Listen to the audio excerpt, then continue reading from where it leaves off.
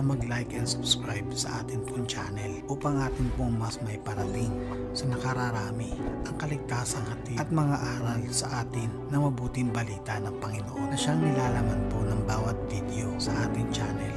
Sama-sama po natin kilalanin ang Panginoong Jesucristo para sa ating kaligtasan. Maraming salamat po. 3 araw mula sa kanyang kamatayan hanggang sa siya ay lumabas mula sa libingan. Ang 3 araw mula nang sabihin ni Jesus ang mga salitang tapos na. 3 araw para baguhin ang lahat. Bagamat ang katawan ay nakahiga sa libingan, ang kanya namang espiritu ay hindi. Si Jesucristo, ang ating Panginoon, ay may kinailangang gawin muna sa ibang lugar na hindi natin nalaman, at yun ang ating susubukang alamin sa video na ito. Kung ano ang aktwal na naganap sa pagitan ng kanyang kamatayan bago siya muling nabuhay, ang pagbaba ng Panginoong Jesucristo sa impyerno, at kung ano ang ginawa niya sa lugar na iyon. Hindi maaaring bumalik sa simula para mabago ang katapusan, ngunit maaaring magsimula kung nasaan nung kasalukuyan upang baguhin ang nakatakdang wakas. At ganito ang ginawa ng Panginoong Hesus. Inakala ng Diablo na siya na ang nananalo nung oras nang magawang itakwil ni Judas at inihatid ang Panginoong Jesucristo sa mga kawal ng saserdote, maging ang mga nasa makapangyarihang pwesto ng hukuman. Sa panahong iyon ay naghugas ng kanilang mga kamay para bigyang sala ang anak ng Diyos. Pinayagan nila ang mga mandurumog upang diktahan ang karamihan at pumanig kay Barabas para ito palayain sa halip. Hinatulan ni Pilato si Jesus na ipako sa krus sa kabila ng kanyang pagiging walang kasalanan sa binibintang sa kanya. Habang ang bawat oras naman ay matamang binabantayan ni Satanas, iniisip kasi niya, naganap niya ang kontrol ang mga nangyayari, nagpupuyos ng galit sa mga tao upang makagawa ng nag-uumapaw na galit sa inosenteng si Jesucristo na nakatayo sa harapan nila, na hindi nga nila nakikilala kung sino ang taong pinaparatangan nila ng kamatayan. Ang Diablo at ang kanyang mga kasamang demonyo ay napuno ng kasiyahan habang nanunood mula sa kanilang kinalalagyan, habang ang tanging anak ng Diyos ay pinapahirapan, pinatay sa mortal na lupa sa pag-aakalang nagawa na nilang mapigil ang Panginoong Diyos. Habang alam ng Diyos Ama at ng kanyang anak na si Jesus kung ano ang mangyayari at ang kinakailangang gawin upang ito'y matupad, nauunawaan nila ang nakaatas. Tiniis ni Jesus ang lahat ng itinapon sa kanya. Ginawa niya ito ng may pagpapakumbaba at habag na humihingi ng awa sa kanyang Ama para sa atin, habang siya ay ipinako sa krus para sa ating mga kasalanan. Kayang-kaya niyang iligtas ang kanyang sarili sa krus ng mga oras na iyon at parusahan ang lahat ng demonyong tumuturigsa sa kanya. Ngunit hindi niya ito ginawa. Tiniis niya ang bigat ng mga kasalanan ng buong mundo na nakaatang sa kanya. Ang nakaraan, ang kasalukuyan at ang kinabukasan, mabigat niya itong inihiga sa kanyang bali, bugbog at dugo ang katawan, nang sa gayoy ang pagtutubos sa kasalanan ay maganap. Ginawa niya ito para sa ating lahat, maging tayo ngayong nakikinig sa ating video na ito. Alam niya kung ano ang mangyayari sa ating buhay. Alam niya ang mga pakikibaka na ating dadanasin sa ating landas. Alam niya kung ano ang pakiramdam na maging isang tao at tumakad sa nakakapagod na landasin. Ngunit sinabi sa atin ng Panginoon sa mga salita ng Isaias, ngunit silang nangaghihintay sa Panginoon ay mga babagong lakas. Sila ay paiilang lang na may mga pakpak na parang mga agila. Sila ay magsisitakbo at hindi mapapagod. Sila ay magsisilakad at hindi manghihina. Ang kamatayan ng Panginoong Hesus pala ang naging unang hakbang para tayo mailigtas sa impyernong naghihintay sa atin. Hindi siya maaaring bumalik sa panahon at baguhin ang anumang bagay na nagawa sa pagkakamali, noong hindi napigilan ni Eva na kumagat sa ipinagbabawal na prutas. Ang magagawa na lang ng Panginoong Diyos ay baguhin ang ating wakas, at ito ay sa pamamagitan ng pagtutubos ng lahat ng kasalanan ng sanlibutan na nangangahulugan din ng pagsasakripisyo na ginawa ng kanyang anak sa kalagitnaang bahagi ng panahon bago ang paghuhukom. Ang Panginoong Jesucristo ay inilagay sa krus noong 3 na ang oras at siya ay kanilang ipinako sa krus. At nang dumating ang 6 na oras ay nagdilim sa buong lupa hanggang sa oras ng 9 at si Jesus ay sumigaw ng malakas na tinig at nalagot ang hininga. At ang senturyong nakatayo sa tapat niya nang makitang malagot ang hininga niya ay kaniyang sinabi, katotohanang ang taong ito ay anak ng Diyos. At kung nalalaman lang nila ang tunay na dahilan ng pagparito ng ating Panginoong Hesukristo, mauunawaan kaya nila ang nakatakdang kailangang gawin. At sa kanyang huling hininga sa krus ay inialay niya ang kanyang kaluluwa sa Panginoong Diyos. Sa Mateo, at narito, ang tabing ng templo ay nahapak ng nagkadalawa buhat sa itaas hanggang sa ibaba at nayanig ang lupa at nangagbaak ang mga bato. Ang tabing na ito ang naghiwalay sa banal na mga banal. Ang pagpunit ng belo ay sumasagisag sa pagtatapos ng paghihiwalay sa pagitan ng Diyos at ng tao bilang ang daan patungo sa Diyos ay bukas na sa pamamagitan ng paghahain kay Jesus sa krus.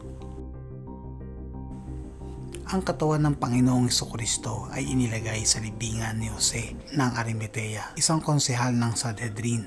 Kinuha ni Jose ang bangkay at binalot niya ito ng malinis na telang lino at inilagay sa loob ng bagong libingan na nilikha mula sa bato. Saan nga ba pumunta ang Panginoong Hesukristo sa kanyang espiritual na anyo matapos na siya ay mamatay? Sapagkat ang kanyang pisikal na katawan ay inihiga muna sa kanyang libingang bato, ngunit ang kanyang espiritu ay wala na sa makalupang kaharian. Ang Biblia ay malinaw na nagbabanggit kung saan tumungo ang Panginoong Hesukristo sa mga panahon na iyon at sinasabi sa Mateo, sapagkat kung paanong si Jonas ay napasatiyan ng isang balyena na 3 araw at 3 gabi ay gayon ding mapapasailalim ng lupa na 3 araw at 3 gabi ang anak ng tao. At sa pagtalakay ng kinaroroonan ng Panginoong Hesus sa 3 araw sa pagitan ng kanyang kamatayan at muling pagkabuhay, maraming talata ang nagbabanggit din tungkol dito. Sa Pedro, sapagkat si Kristo na walang kasalanan ay namatay nang minsan para sa inyo na mga makasalanan upang iharap kayo sa Diyos. Siya ay pinatay sa laman at muling binuhay sa espiritu. Sa kalagayang ito, nagpunta siya at nangaral sa mga espiritong nakabilanggo, pagkat dahil dito'y ipinangaral maging sa mga patay ang ebanghelyo upang sila ayon sa mga tao sa laman ay mga hatulan, datapwat mga buhay sa espiritu ayon sa Diyos. Sila ang mga espiritong ayaw sumunod noong matiyagang naghihintay ang Diyos ng panahon ni Noah habang ginagawa nito ang daong. Doon ay iilang tao, 8 lamang ang nakaligtas sa tubig. Sa loob ng interpretasyon na ito, ang mga espiritong binabanggit dito sa Pedro ay maaring mga demonyo kasama ang mga sinasabing mga fallen angels na pagkatapos na sila ay makagawa ng mabigat na kasalanan dito sa lupa ay marahil ay ikinulong sila sa kanilang nagawang pagkakamali na sila rin namang naging dahilan kaya't kinailangan ng Panginoon na gunawin ang mundo sa pamamagitan ng malaking baha sa panahon ni Noah na binabanggit sa Genesis na nakita ng mga anak ng Diyos na magaganda ang mga anak na babae ng mga tao at sila ay nangagsikuhan ng kani-kaniyang asawa sa lahat ng kanilang pinili. Hindi sinabi sa atin ni Pedro kung ano ang ipinahayag ng Panginoong Hesukristo sa mga nakakulong na espiritu na ito. Ngunit hindi ito maaaring isang mensahe ng pagtutubos sa kanila sapagkat ang mga anghel ay hindi maililigtas tulad sa sinasabi sa mga Hebreo. Sapagkat tunay na hindi niya tinutulungan ang mga anghel kundi tinutulungan niya ang binhi ni Abraham. Maaari ang ipinahayag ng ating Panginoong Hesukristo sa mga ito ay ang kanyang deklarasyon ng tagumpay laban kay Satanas at sa kanyang mga hukbo, ang kanyang pagtatagumpay sa kamatayan dahil hindi siya nagkasala kailanman. Bagamat ang Panginoong Hesus ay nagkatawang tao at namuhay bilang isang tao dito sa lupa, subalit siya ay hindi nakagawa ng alinmang kasalanan sa Panginoong Diyos Ama. Kahit sa mga oras ng kanyang kalbaryo hanggang sa kanyang kamatayan sa krus, nanatili siyang tapat at banal. Ang impyerno ay lugar na tapunan ng mga makasalanang nilalang, maging tao man o anghel o mga spirito.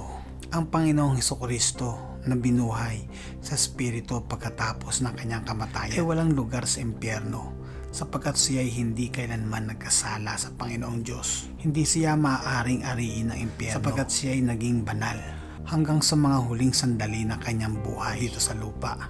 Siya ay namuhay na may pagpapakumbaba at sinunod lahat ang utos ng Diyos Ama.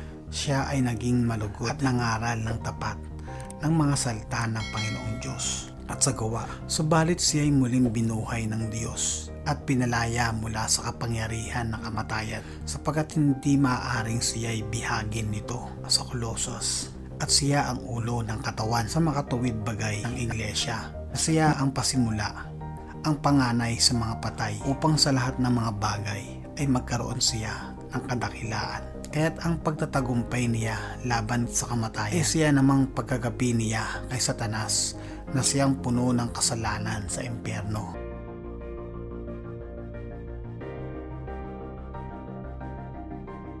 Hindi maaaring pasukin at pagnakawan ang bahay ng isang taong malakas, malibang gapusin muna siya. Kapag siya'y nakagapos na, saka pa lamang mapagnanakawan ang kanyang bahay.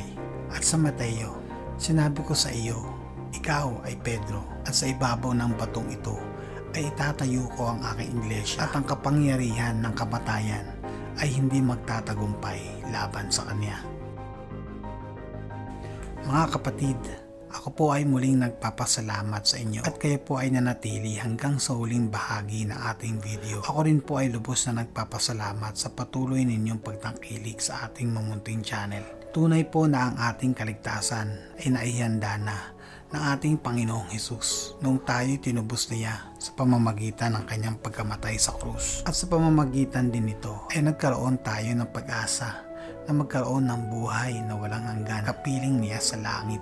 Ang tanging na lang po nating kailangan gawin ay ganapin ang mga utos na itinuro sa atin ng Panginoong Hesus. Kaya't ating kilalanin siya sa pamamagitan ng pagbabasa ng ating Biblia at sumampalataya tayo sa pangalan niya.